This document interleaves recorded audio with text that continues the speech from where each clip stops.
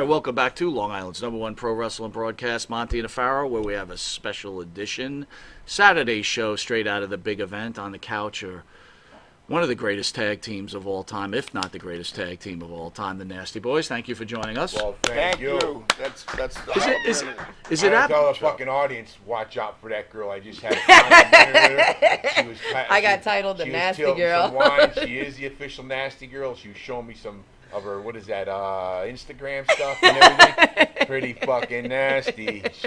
Hey. Put on some Vanity She Six. could, that woman over there could rock and roll. Yeah. Yeah, she is quite the talent. Yes, she is. When I first met her, I was like, you know, you're like a pretty big-time social influencer, right? But you didn't think you were a social influencer. People watch. There's a difference. That's where people are like, oh, you must have a lot of followers. I don't have a lot of followers, but I have a lot of people that do watch. Well, when she was doing her thing, something on me was getting influenced. I can admit that. He threw his son on me. His son's in my DM now. Hey, you know what? If you believe in reincarnation, I think you want to come back as something like Daniela, right? There's a lot of room for a lot of advancement. Yeah. Looking like that, I would assume, respectfully. Honestly, these guys were when I got titled the Nasty Girl, they're like, oh, you're nasty, aren't you? And I'm like, probably. Well, I saw some of those Instagrams. I was like, damn, you can go. I want to get reincarnated as me. Exactly. That's the attitude. Myself. I live a pretty good life myself. Yeah, but what's amazing about it, though, because you know, and I'm still living. Yes. Which is great, by the way. How you feeling? I'm doing all right, and thank you for everybody for all the thoughts and prayers. And my buddy started me a GoFundMe page. Everybody who helped out. I mean, that's why I like going out to these autographs these days, because I get to thank the people that, you know, helped me out, and the fans have always been behind me, and it showed you that we really did something in the wrestling business to get that much love and respect from the fans. I really appreciate that, because without the fans, we wouldn't be sitting here right now, you know? Well, then put me in my place a little bit, all right? Average Joe, you guys, former icons in the world of professional wrestling and you know, stars, right? People know you guys. Everybody knows you guys. Right. When I see people in general, but, you know, famous people putting GoFundMe pages, I go, man, don't these guys know enough people that have enough money that could help them out? And look, I'm not trying to be disrespectful, but straighten me up. Dude, I know what the fuck you're saying, because there's 50 people that could go, hey, you know what, here's 250 grand. Like it's you're wiping your ass with it. Could say to Knobs and do that are supposedly our friends that could go, here's 200 grand. Dude, right. You're hurting. Right. Not here's 150 or 50. You know, some are dudes. 50. Here's $1,500, but there's some people we know that could do that, like nothing. Yeah. And it'd be like us taking a 10 out of our wallet to them. And these are your supposed friends. Exactly. But know what their best friend is? The fucking money, and they don't want to part with it or have anybody else spend it. You know, I don't want to ask anybody for money. So my friend did that for me. But when you're on your fucking GoFundMe, you are asking people for money. But I didn't want to do it. So he said, I'm going to do it for you as a friend. And it did actually help me out with my bills and everything, because I was out of work. I get it. And you know, I didn't make, you know, we made money in our time, but we haven't been under contract for a long time. And when you're not under contract, you're on the independents, you know, independence ain't like you're on a contract and getting a check every 2 weeks. These independent guys, sometimes they cancel at the last minute, and you know you're waiting for that money to pay your bills and stuff like that. And then all of a sudden, boom! Oh, sorry, I just promoted you for 3 months, but we can't bring you up now. Well, you used our thing, you know. So what are you gonna do? Try to sue the guy? It'd be more money to try to sue the guy to get your money from him than, you know, anything else, so you get screwed. So, but the thing is, it ain't. What about not even friends, but the companies we worked for, we didn't. I'm not. Everybody, WWE comes up because it's the biggest, and the name on top of that is always Vince McMahon, so he gets picked on, or Vince McMahon this, Vince McMahon that. But the big companies that you work for, what about the guys? Say you're Hall of Famers, or somebody is down and out. But when you have a company that makes a $500 million a year profit or something like that, or anything, help a motherfucker out. You made their you know company. what I mean? You were what they needed to have a show. When we did work there, it was the greatest thing to do at the time, and you had to be there if you wanted to make it to that level, was to make it to the Yankees, yeah. But are you ever taken care of with the independent contractor agreement, from paying your own taxes, paying your own insurance, paying your own rental cars, your own your own motels, hotels, every fucking everything. thing. But I'm not- what about when one of the guys that was there? What would it be to here's a check for $100,000? It's like I said, it could be, that's like wipe your ass with. But the average Joe, and I'm not trying to be argumentative, I'm an average Joe. If I get fired from my job, or I leave my job, I lose my medical, and Right, guess what? right. I've had 2 open heart surgeries, right? Yeah. No one's helping me. Yeah. My boss ain't coming to my rescue to say, "Hey, Yeah. here's $100,000 for Nobody's that." there. You know? Yeah. So again, it's not. I'm not trying to be insulting, right? No. What I'm trying to say. Basically, you got to take care of your fucking self. Exactly. That's it. Exactly. Bottom line, you're out on your Yeah. own. Hey, you're on your own, motherfucker. And That's it. I actually thanked my friend for doing it. I said, hey, man, I didn't want nobody to do it because I'm not one to ask for money like that. That's not me. That's not the way I was brought up. But he did it for me, and it did help me get through the times when I had no money coming in at all, and I was in this rehab. I almost died 4 different times. I mean, you know, my health situation there was kind of funky there for the last 4 years or so, and now I still need a knee replacement on my right and a knee replacement on my shoulder, but I'm so sick of being in the hospitals, I'm living through the pain again, and I'm just doing what I have to do right now because I know each one takes a rehab of at least 4 months. I don't care what anybody says, and the shoulder, same thing, until you're right again, until you can go out and, you know, do things. So, you know, it is what it is. So you just got to keep on going. That's what I'm doing right now. And by the way, I'm glad your friend did help you out, because I'm glad Yeah. I had met you before. I don't know you personally, Yeah. right? But you both of you gentlemen are very Yeah. nice guys, from what I know. Oh, you're a goddamn hoot. I loved it And hanging on- out with you guys. And on the other side of that realm, think of this. Say you have all these friends that got bucks, or the big companies, right, that you work for. Once they open the door for one guy, now where does that penny stop? When there's like 60 guys that Right. or you have 50 friends. It's like, how much more money can I give out before I go broke? Here's all my savings to help. But you guys made where there does is that no stop? wrestling business without so the what wrestlers. the fuck do you do? What do you do? I'm not gonna lie. We There's came up some- in a different time in the business. It ain't like it is now. We weren't. We don't And I have gotta that. tell you, it's nobody's business, but some personal friends of mine that are very famous did help me. I'm sure they did. Oh Yeah. yeah, they That's did. good. But you can't just keep on going back and asking them, after they already helped you out a couple times. I'm not like that, and I didn't even want to do it the first time, but they offered. So, yes, I did. Personal friends of mine that everybody knows I might know did help me out a lot of different times. So, but then again, you don't always want to go, you go back to them again. It's like, I can't just keep going back to, when they already helped me out. So, like I'm glad my friend did that for me because it helped me through the rough times. If not, I would have been, really, because let's face it, if we didn't make as much as Tyson and he blew 300 million. So let's face it, we made okay money at the time, but when you're off of that contract and you're on the independent circuit, it's a whole different ball game again.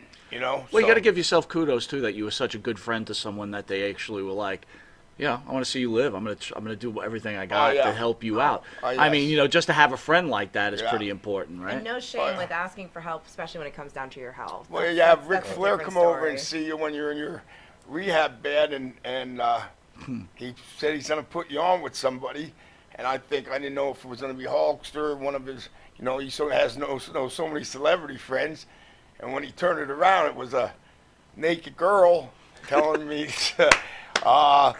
hey, nasty boy, I can't wait. Get fast, get healthy fast, because I'll be waiting for you. And she was gorgeous, and I went, if that don't want to make you jump out of bed and get to training and get yourself back right again, nothing will. So thank you, Ric Flair. I appreciate that. The motivation you needed. Yeah, and I told that during his roast, and he was like, don't tell that story. I said, what? Oh, you're still married to Wendy? I don't know. You know? So, but it was a good time, you know. So. But here's a tough question for you, right? At some point when you were ill, were you, blaming yourself, putting yourself into that situation? No, well, it was the years of what I did. Right. Yeah, kidding me? Shit, you know, we partied like rock stars, so, you know, it all comes up and bites you in the ass. So you got, you know, you live Done and in you the learn. dark, always You sooner live or and later you learn. comes But out now, light. you know, I calmed down and, you know, I'm not supposed to be drinking no more, but I do drink some beer now and again. I shouldn't be doing that, but, you know, sometimes old habits are hard to break, but that's about it, man. I don't do no shots no more, nothing like that. Or I do the CBD and the gummies and stuff like that. You know what I mean? Which is, you know, so, Willie but Jerry, Nelson. Willie Nelson taught me that long time this is your ago. brother who has survived, thank God. Yeah. Do you get pissed off and go, bro, enough with the drinking. Don't drink anymore. Dude, Enough. You don't know. We know. So I know him since he's 10, but I just told him today again. Now, do you really need that fucking wicked, the thing? He goes, are you my goddamn dad? And this has gone on for years now. I'm like, do you have to have that?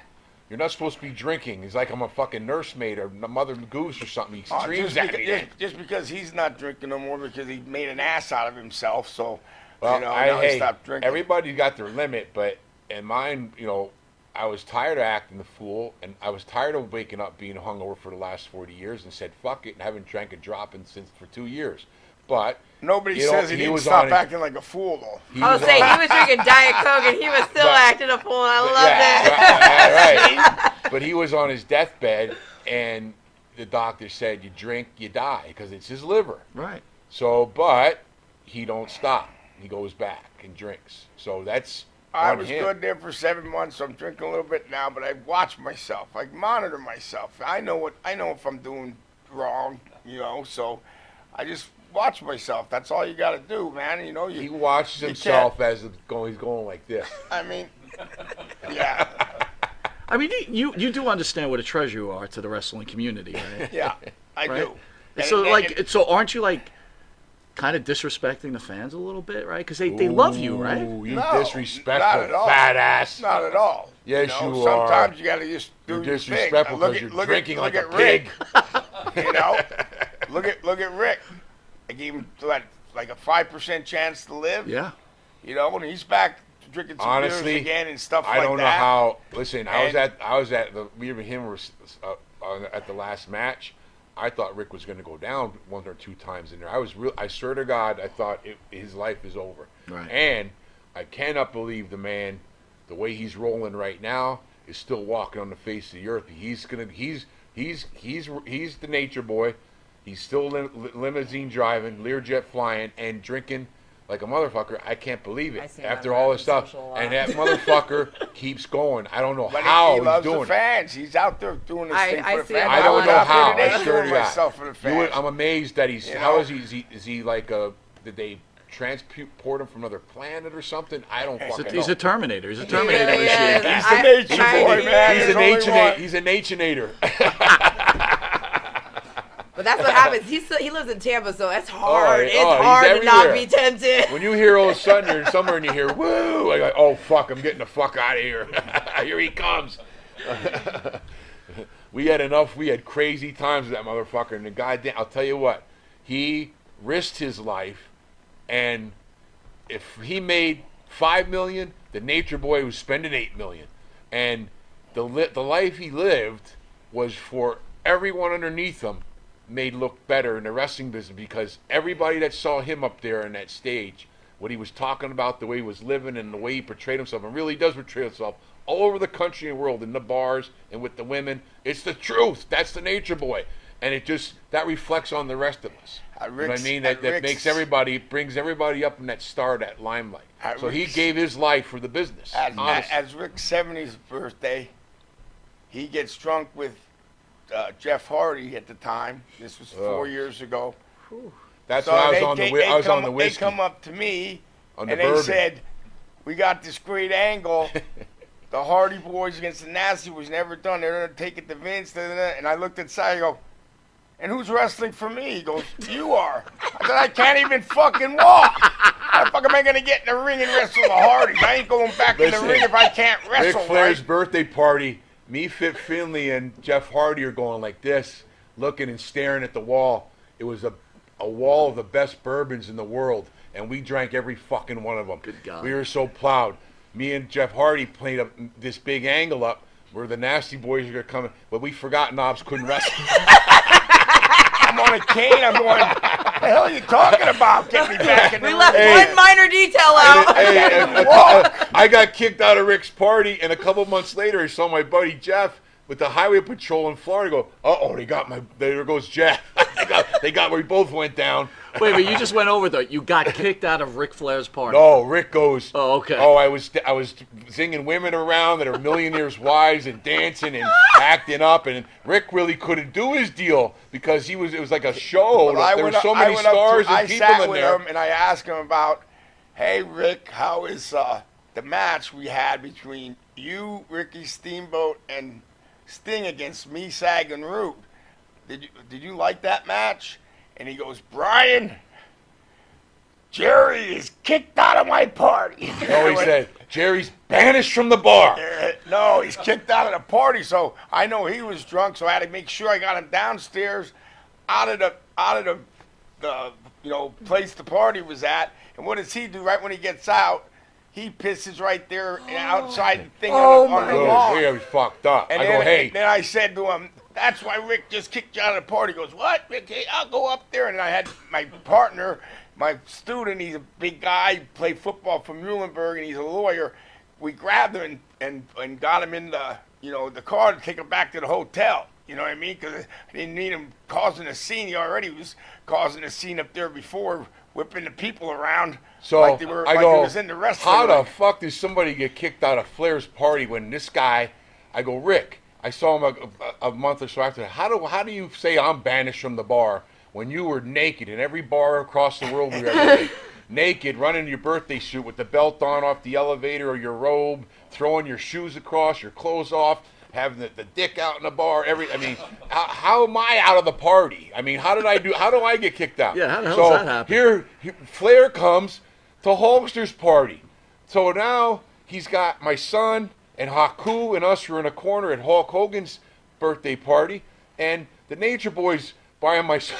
He got bottles of tequila flying. I'm like, and I don't drink no more. I'm like, take it easy, you guys. Next thing, Rick, now him and Tyson have these joints. Right in the middle of Hulkster's party, Nature Boy's got 4 joints. He's lighting joints and passing them. Woo! I'm like, how the fuck how are you getting kicked out of the party?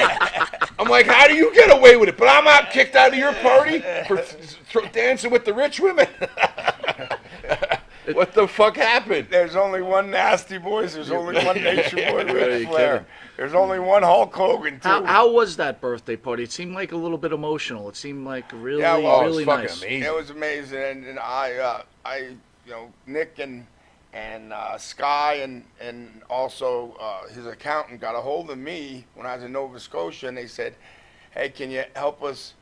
It's a surprise party for Dad, and we're trying to surprise him. Can you invite some people?" And I knew who to invite. Invite his crazy friends that he known forever, and when he came out there and saw everybody, I had Chuck Zito there. I had Pat Catino from World's Gym there.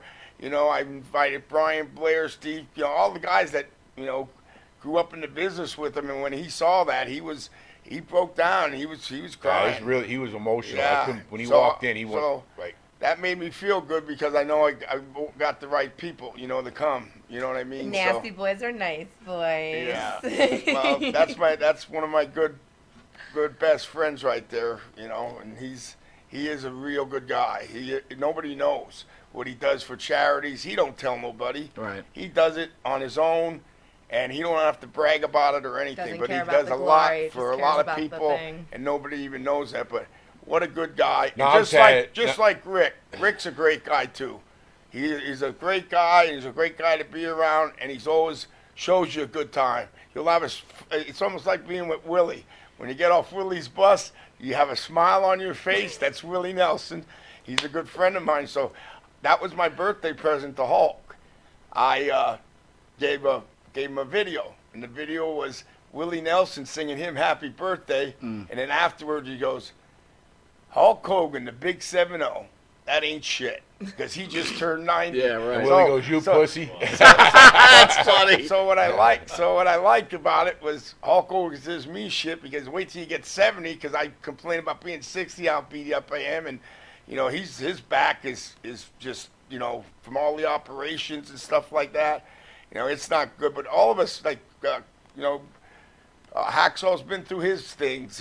Bret Hart's been through his things. You know, it's life, and you go through them, and you just, you know, gotta try to watch, and you know, as you get older, because But like you we said, lost a lot of friends when we were younger. Like you said, it's different when you're crippled and getting older, when you got 30 to 50 mil in the bank. Right. Or you're crippled and getting older, and you don't know if you can pay you the got two fucking big rent. beach shops making you, You know, couple but I million. mean, there's a, you know, you know, it's a little different, you know, life. You're crippled getting older, and he's got to go fund me, or you're crippled getting older and you're a multimillionaire. So it's you're living a different style of life there, even though the facts are the facts. It all happens to all of us, whether you're rich or poor, whatever you are in life, you know.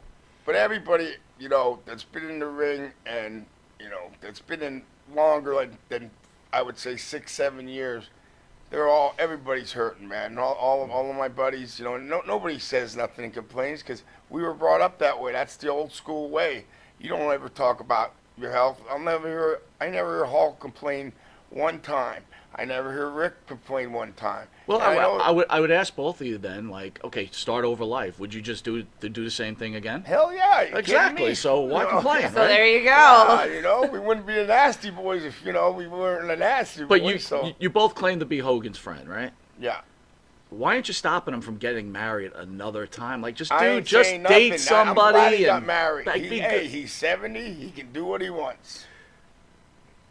Can right? you share like what happened with Brooke? Like, I thought they were like, again, I'm just a fan, so I don't know, but it seemed like they were like this, and all of a sudden she's posting like doesn't talk to the guy. I have no idea. Wow. I don't ask about that. You know, when I Yeah, get with them, that's us personal, and you know, I'm sure it's like something. Well, Dad, you know, why, you know, like you're saying, why do that again? Maybe, but you know. But how can you tell people that? No, you can't. Love's blind, you know You're what I mean? You know, and you say, fuck it, I'm getting old, or whatever your reason is, and you do what you're going to do, but maybe she didn't want that, maybe, who knows? But that stuff you leave alone.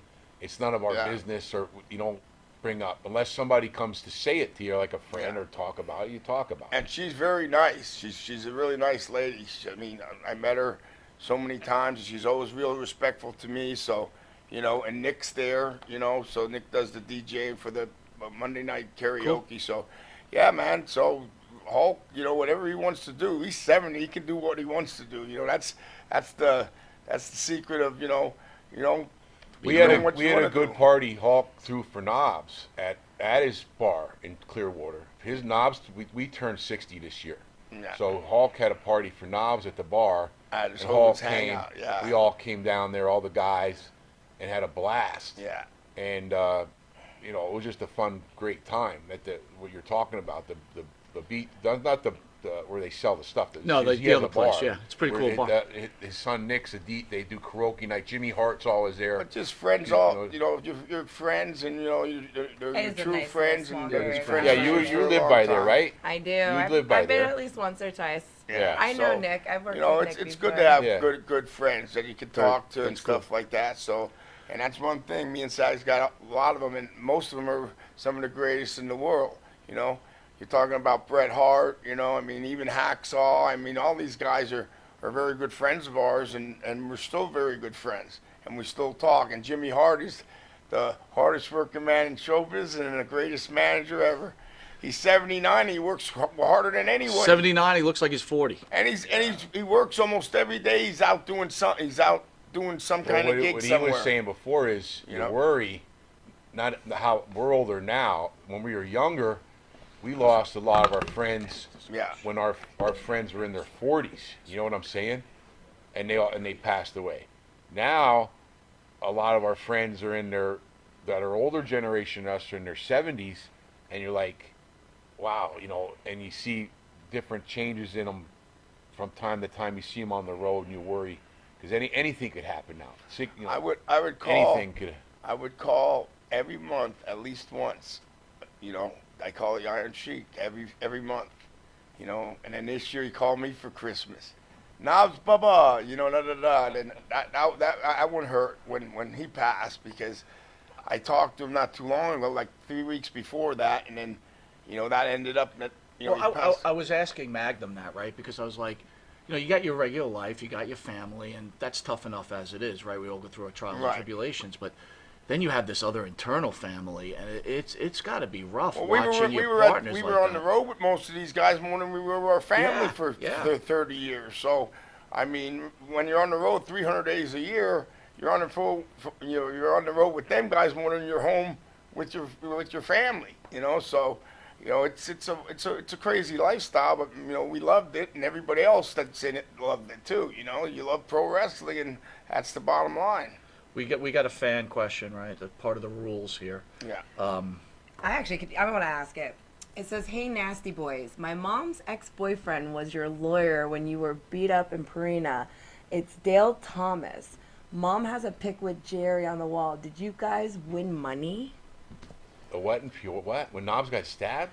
This is from Dick89. Hey, nasty boys. My mom's ex-boyfriend was your lawyer when you were beat up in Peoria, Illinois. We didn't get beat up. Knobs got stabbed. I got stabbed. But Dale- we didn't. There was no. I had to go back because the kids tried to blame us for it, but they got arrested when the cops found I out the did truth. 2 years in jail for And stabbing. then I'm the only one that had to go back because I'm seen it all more than anybody. I had to go back and testify against the kid. It wasn't a lawsuit. Well, can It you was elaborate a little more on the story? Because I understand you got stabbed. Like, what happened? Well, we they were were in. pissed off at us from what we did at the match, so they followed us. It was No, me, him, no. and Are I you don't think serious? No. Yes. I don't think it had. They knew about the match. That's Yeah, not what the girl told the they cop. were at the match, and they cut us off the road, me, him, and Rotundo, and the guy got out, and I No. thought he was punching, and he had a boot knife, so he hit me here, he hit me there, and then when I grabbed him in the like a headlock and punched him and knocked him down, he stabbed me in the stomach, and I Jesus felt the blood Christ. coming out, and I told Sag, he watched it, he has a knife, then he lunged at Sag, and Sag had a leather jacket. Sag front faced him right on the cement, and boom, like just smashed him. And then his buddy came out and with jumper cables and hit Sag in the head. He had 17 stitches there, and Mike was messing with there was another guy dealing with him, and then when we knocked them all, they were all just laying on the street. This was in like a side road to us getting back to our hotel. You know, they throw me to the hospital, and I had my arm up, and I had my Oakland Raiders sweatshirt on, and he comes in the emergency room with me, and they lifted up my Oakland Raiders, and all the blood that came down off my arm and stuff, it was all in here, and it all hit the floor and went bloom, bloom, bloom, bloom. And Sag said, "Oh my God, his liver," and I just went, Oh, my and fainted God. right there. And they said, "Get him the fuck out of the emergency room." So, yeah, I got stabbed in Peoria, and he must have been my lawyer that put the guys away for. Were you able to sue But or we anything didn't. like that? We never. No, we didn't have no no. lawyer or nothing. It wasn't our lawyer. They It was didn't have. the- it was They were like It was 20-year-old the kids. state of Illinois' lawyer, because we didn't press no charges or anything. The cops, well, the way it went down was that was a time of year in WW back in the day. We would on those weekends we do double shots. So the Saturday was we would go in the afternoon, go to Milwaukee, at night go to Chicago. The next day we're in the afternoon in Moline, at night in Peoria. So in 2 days we do 4 shows. That's how busy it was, and there was 3 groups on the road at the time around the country doing live events. That's how, and every arena was packed. That's how business was in the early 90s. And we finish a double shot. We pull off the road to a Subway. The guy we looked, said, after we ate, the way to get to the Red Roof? He goes, you don't have to go back on the highway, go straight down this road. Sends us through the hood. Mike Rotundo's driving the car. We're driving. We're looking for the Red Roof Inn that we're staying at. And a car comes zooming in front, starts jamming on the brakes, making Mike screech the brakes on, off and on, keeps doing this, then cuts us off again. Like, what the fuck's this guy doing? Finally goes, Mike almost hits him. Opens the door. What the fuck? And this guy pops out of the car. I'm in the back seat. And he starts yelling. They meet. Boom. And they're flailing. By the time I got out of the car and got the knobs, I hear, watch, he's got a knife. I feel on my chest here. I took that arm, grabbed front face, and sort of suplexed his face into the macadam in the middle of the road, and then pounded his head in there until he let go of that knife. And I held the knife, and as I'm doing that, clank, the clamps of a jumper cable. The other kid went in the back of the car and went like a bang, and they smashed my head in with them. And I went down on top of the kid with the knife and holding the kid down. And that all got scuffed up. After it sort of broke up, then I grabbed the knife, threw it in the car. Mike goes, we got to get him out of here. Knobs was going down. He was all carved up by that time. We get to the hospital, and I go, listen, we were just attacked by these kids on a thing, and one stabbed them or whatever. I said, I got the knife in the car. All of a sudden, that went down when he said about the inside the hospital. Here comes two detectives. I go, oh, I thought because we said call the cops. They come in, they go, what happened? I go, told them the story. And they go, well, how many people? I go, and I remembered, I go, well, there in the car, because I seen in the back hatch, there was two guys in the front. The one guy on the driver's side is the one that jumped out and stabbed him. And I said there was a girl and a guy in the back. In the meantime, the kids in the car, after the fight, drove to the police station and reported they got beat up by wrestlers. Okay? Now, but they didn't bring the girl. They dropped her off. The cops, while we're in the emergency room getting stitched up all night and everything, drilled the kid. They found out that a girl they went and got her, bring her down. She tells the story. There were kids driving around looking for trouble. Well, if they're the match or not, I don't know. This is what they told me. They're looking for trouble. The kid did have a knife, and she told on him. Okay, so the state of Illinois arrested those kids that night. I had to go, and we get back the sun's coming up. We go to a hotel room and goes, Mike Bertano goes, we got to call Vince. So I go. He goes, I go, well, go ahead. He goes, no, Sags, your call. I go, I had to call Vince McMahon. Hello. 6 in the. Vince, yes. I go, you're not going to believe this, but we were coming out of Peoria and told him a short thing, the story, but Knobs got stabbed. He went, oh my God, that poor son of a bitch.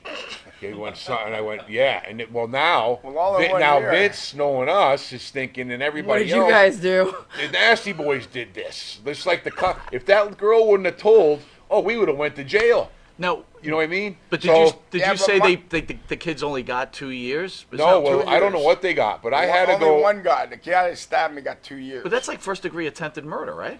I don't know what they did, but anyway, I don't know. They only got all 2 of a sudden years. I got a memo that I had to fly. That their WWE flew me back, and I had to fly in myself because I knew. And here they kept I didn't know it. They kept my leather jacket.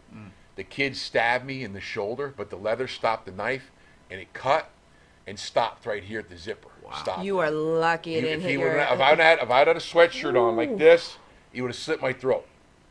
Because he went boom and was coming across, and that's when I grabbed. That's what he I was grabbed saying. his arm and took him down. And that's what he was saying in the locker room too. I wanted to listen what he was saying.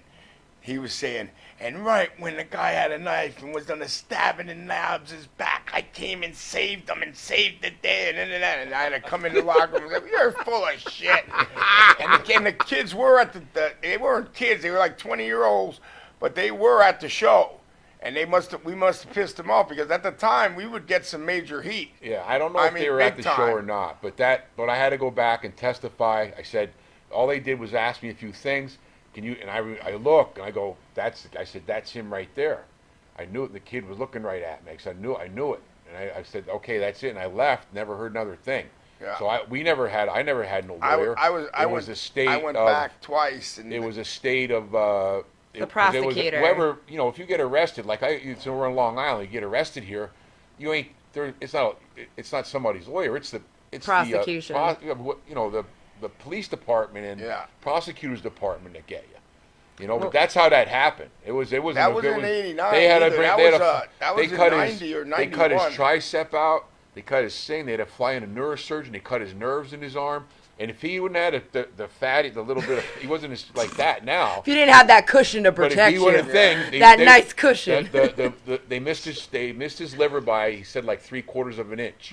The knife, because he gutted him, like a Harry carried him. Knobs, he had a scar across there. He would have cut his liver. He'd been dead.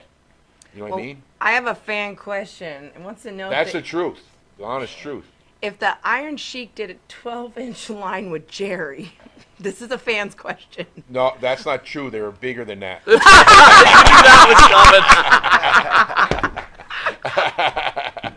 Maria Davis says, "Hello, nasty boys." Tell her hello. So Marty Jannetty now has a podcast. Oh my God, Jannetty's fucking nuts. So We know him Jannetty actually blames you guys. He tells a story that Hulk Hogan used to have a party, and at the party there was this like gumball machine, and you would turn it once, and the drugs would come out, and that's people would pop his it. M&M And that thing. was This at is my his house. Christmas party, and He said my Marty Christmas wasn't party. even invited there. Marty wasn't even there. This is Marty bullshit story. So just like Knobs he would told have that story about me. Wasn't he- Hulk? That was my Christmas party. He said I pissed on Elvis's grave. He never made it up there. Only me, him, and Sean made it up To to the Elvis's grave, grave. and we toasted And Marty's and had going, a yeah, beer. they all pissed on him. Like, bullshit. No, he we said, drank, I we toasted pissed to on him. Elvis and we drank. I said, you never You made didn't it up pour there. one Your for the ankle was homie? hurt. we toasted and drank a beer on jumped Elvis's over, grave. We went over the thing, the wall, and then I said I was in the army. I'll take the lead. So I jumped over, and it sounded like a herd of buffalo going over to the other tree because there were so many leaves. This is in Graceland. And when I went over there for them guys to give them the okay, I went, "Hoo-dee-hoo." But listen, He looked at Sean and goes, "What is he? Did he think there's an owl in Elvis's place or something?" Listen. So we made it all the way up to the grave. Marty's telling stories where he wasn't even at. That's because listen, Knobs had a Christmas party and he had a Mr. M&M. So when you came in the door, you know how you pull the Mr. M&M and M&Ms come out. There's a bottle of Placidils, a bottle of Percocet, Halcyon, Valiums. You're gonna all blame you us, shake get it your up, facts straight. and whatever came out of Mr. M&M, you had to eat it. You know what I mean? Then you had to go in the room with the anvil, and or the sheik, whoever. Allegedly. Wait. Allegedly. Allegedly. Allegedly. Allegedly. Wait, that was a rule. After you took the pill, then you had to go hang out at the anvil and the sheik. Jesus Christ.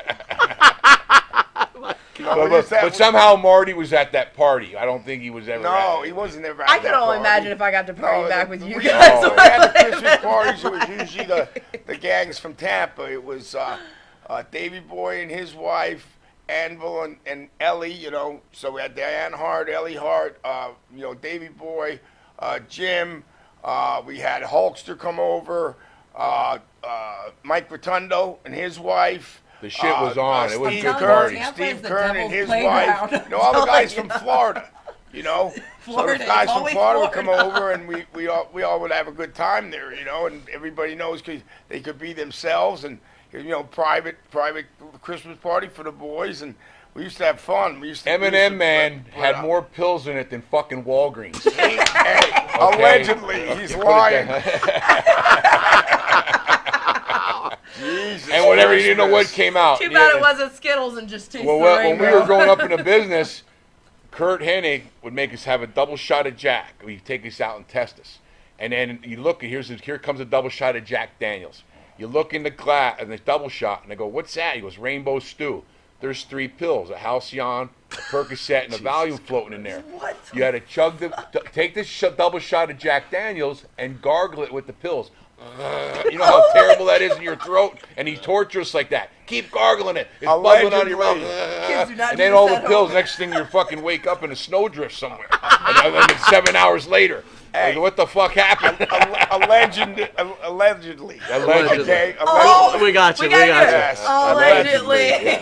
Yes. All right, some people I want to know out there, what is the story behind New Jack, the from That's for ECW. him. I wasn't there. That was nothing. It was just I turned around and I was making a joke and he sucker But punched it me. was at some little independent show Yeah, in and Florida. I or never something. left, and he never beat me up, but he said he beat me up, so I just let him roll with it. You know, But wait, you were just having fun, and he just hit you for no reason? no, I mean, I was telling jokes, and then I said something, and then I said something like, like me and New Jack do. I put me and New Jack together, and then when I turned around, he just sucker punched me.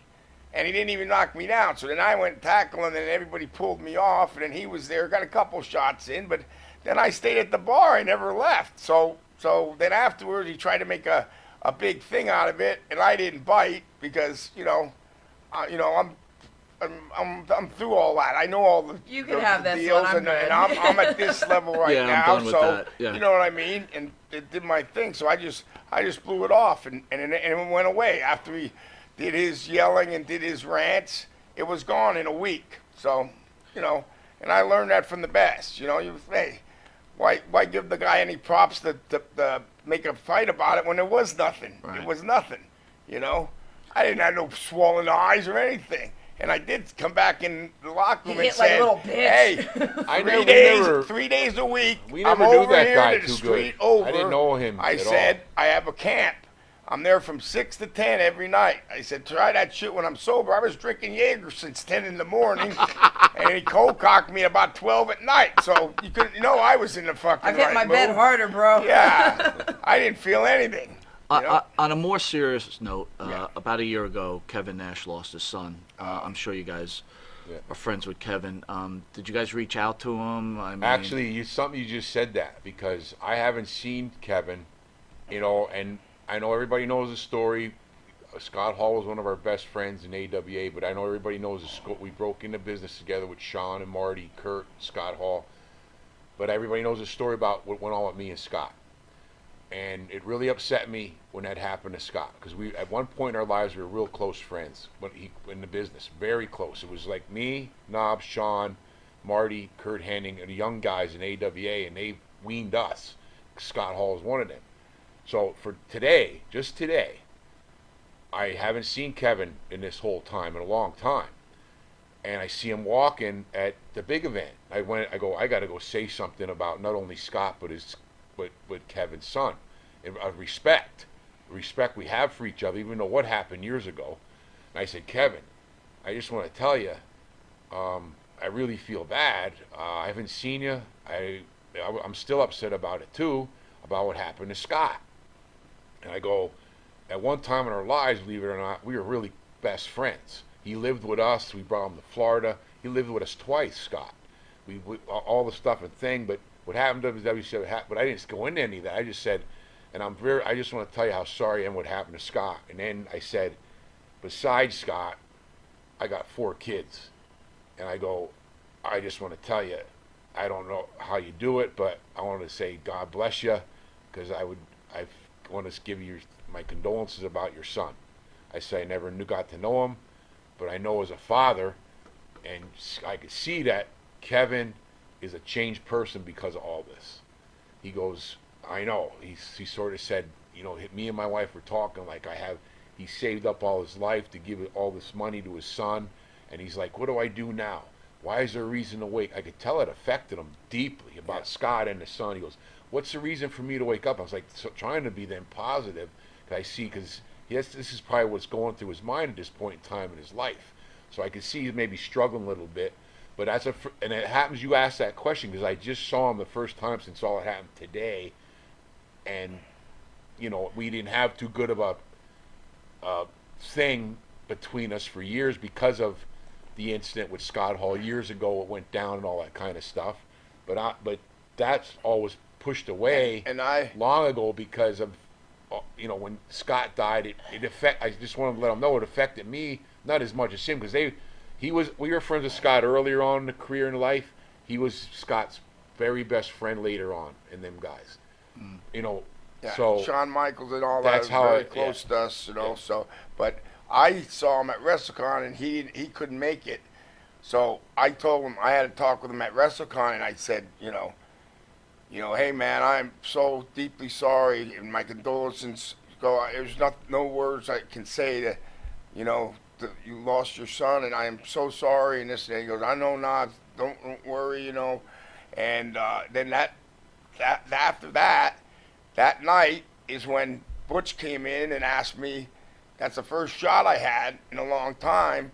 If I would do a shot with him for Butch. Butch was in the hospital because Butch was good for one day. Was it and Luke? He forgot Luke, his did pay, Luke? and me and Luke sat there and drank, and he was telling me about Luke, and I said, hey, he'll pull through this and this and that, and you know, and then the next night we were together again, and Boogie Manton was with us too, and us three sat together for 2 nights with Luke when he got back from the hospital, and then Sunday, Butch passed away, and we knew Butch for since 1990. They were the first ones we wrestled when we got to the WWE and smartened us up on everything. One of the hardest. And they were great to wrestle. We had great matches with them and everything. So, you know, I mean, and then Terry Funk, and then now the Iron Sheik. So a lot of our great mentors and heroes. Talking about the kids now. The first of the hardest of that. Now, Ric Flair, back to Rick. Oh, yeah. Ric Flair calls us up. This has to be 04 or 05, I don't know, somewhere in there. And asked me and Knobs, would you two like to come up to Charlotte and have Reed's first wrestling match ever, Rick's son, with David, his son, and he's going to manage him. We said it'd be a delight. Knobs tells Jimmy. Jimmy goes, I'll manage you guys. So now it's Jimmy Hart managing us, Rick managing his 2 sons. Reed's first match, live in Charlotte, sold out. Who hears about it? Hulk. I'll fly myself up for free and guest referee the fucking match. Reed was the first one. We tried to mentor him. He had the monkey on his back. The kids at that age and time were getting into that kind of thing, and he passed away. Right after that happened, but we were talking about what Knob said. Somebody passed away. Then all of a sudden, I get the call that, and we knew him since he was 3 years old or less. Mike Rotundo's son, Bray Wyatt. When I got that call, I just fucking, God, I just talked to, we were in Liverpool with him, but we knew him since he was little, and Mike was one of our best friends. I broke down. We left both. Mike was up handling something in Binghamton, where he's from, in New York, with his parents, so he didn't answer the phone. I left the messages, and I left the message, but I know I was crying. I don't cry much, but I go, what the fuck? I couldn't handle it, you know, about losing. The worst thing that could happen is lose your child. Yeah. It's the worst thing that could happen to you on the face of the earth, to me. Well, I got 4 kids. I went to the funeral, and that's like from that, and calling Rick, and then Iron Sheik with his daughter. Yeah. You know, the boyfriend killed her. You know, I had to make that call like 4 different times, and it's the worst fucking call ever. I mean, you're calling one of your buddies that their son passed away or their daughter passed away. What do you say? I go, Mike. I don't know what to say. It's just awful. You know, I mean, it just gets you right here. You know, because I still love Reed. You know, he was a young, great kid, great athlete. You know what I mean? And you know, all of the Flair family, Ashley, Charlotte, know her real well. But all the guys we know that are in the wrestling business now, like Joe Henning, and we watched them kids since they've been babies. You know what I mean? So one, and even the Steiners kids, and they're now Brock Bronson, you know, is doing good, and Ricky's Scotty's kids are doing good, playing basketball for, I guess, Virginia Tech. So, but I mean, I got, not to interrupt you, but I got another call, and me, Knobs, and Jimmy Hart were signing somewhere, and Jimmy goes, Sags, it's Hulk. I went, what? I go, right away I see Jimmy's face. I go, Hulk wants to talk to you. He gives the phone to me. It's Hulk. I go, what the fuck? Did something not happen again? Because he goes, I go, hello, and he starts talking. He goes, I just want to tell you, they found Blair's son murdered. And I go, God, what the fuck? I couldn't talk then. No, I go, Jimmy. I was looking for him. I think gave the phone back. I go, Hawk News. I was floored because he was speechless. I had to call Brian on that then too. I go, those are hard calls to make there, you know. Yeah, we knew them since they were little kids. I gave them toys and everything. Yeah, back in the day. God. So it's just. But I mean, it comes full circle, though, right? You brought up Joe Henning, right? I mean, do you get upset at your Well, there's- brothers that they Well, can't there's get first this? the first thing you go through is our friends that passed away when they were 40 back in the late 90s. Now their kids are wrestling. What do you tell them? Like Joe Henning, and how help them or talk to them. But Joe knows his dad was our mentor, and Harry Smith, and on David and on. Boy. All the kids David now, Boy. their dads are gone that were our best friends. Yeah. Hawk. Natty, and Ellie and Jim Neidhart's 3 kids were at my house for my daughter's birthday party. Harry and Georgia, Davy's kids, when they were living at my daughter's birthday party.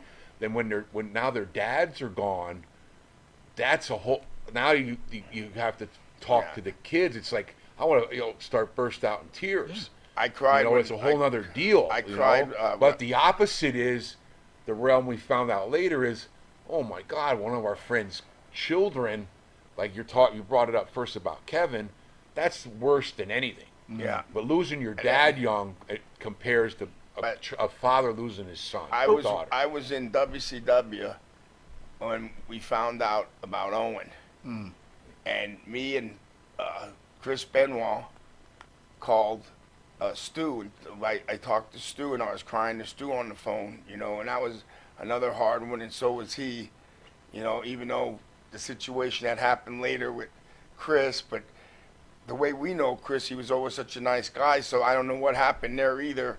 But, just Owen was a big shock, too, when that happened. But Hawk, just Eddie Guerrero, they were all good friends of ours. Davey Boy was only 39. Right. Eddie's 38.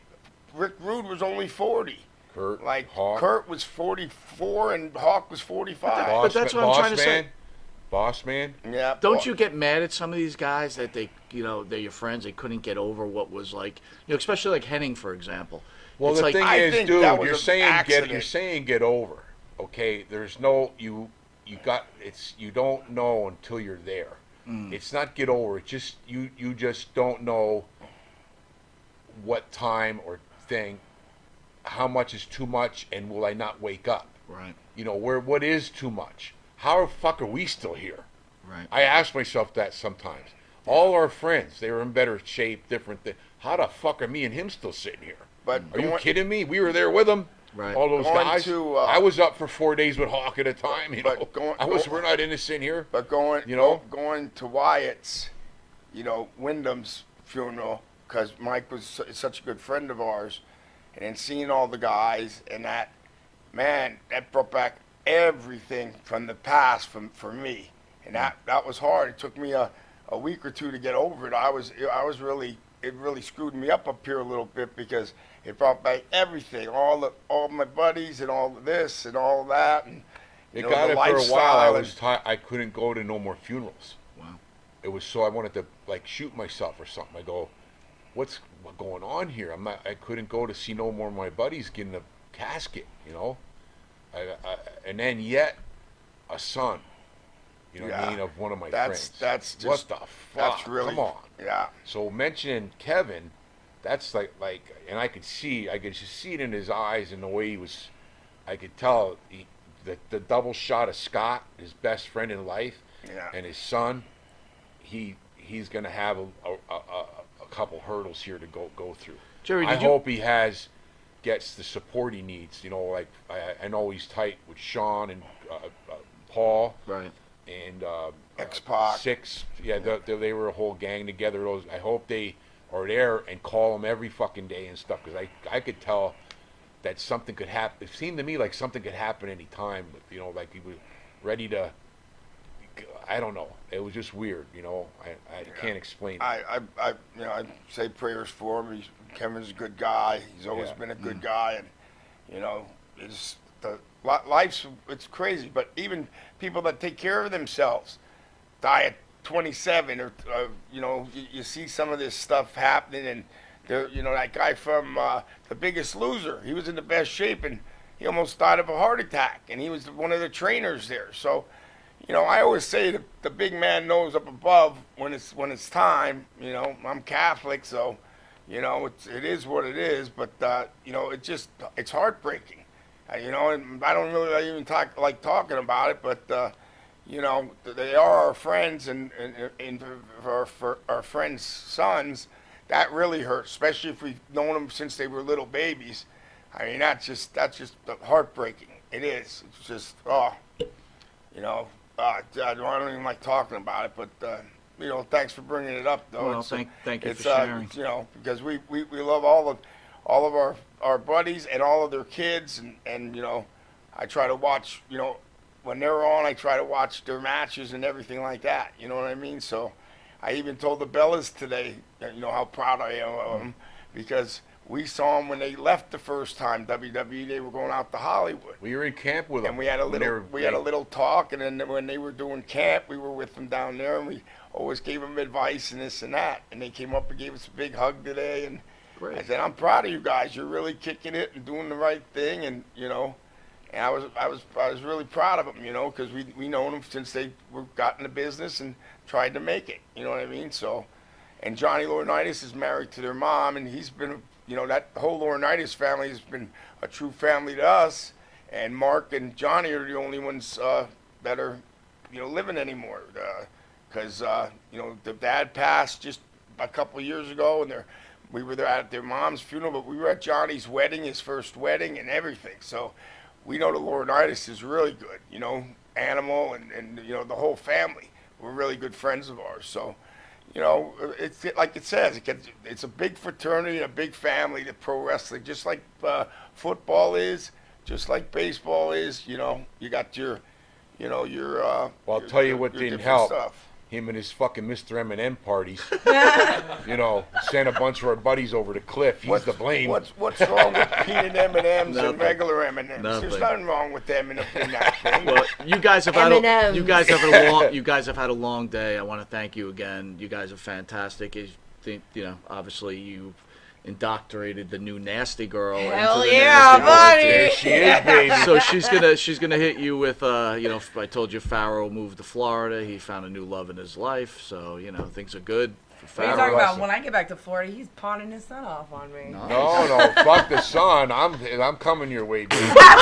Oh wow! We're going to nasty. I am the age where I could get the Hey, father or the listen. son. Trying to tell you that, right? Listen, He better I'm hope going. his wife I don't just hear decided I'm going out like Ant Whistle. I'm going to go to Florida. I'm going to buy 2 ounces of blow, and I'm coming over. We're Oh gonna my fuck God!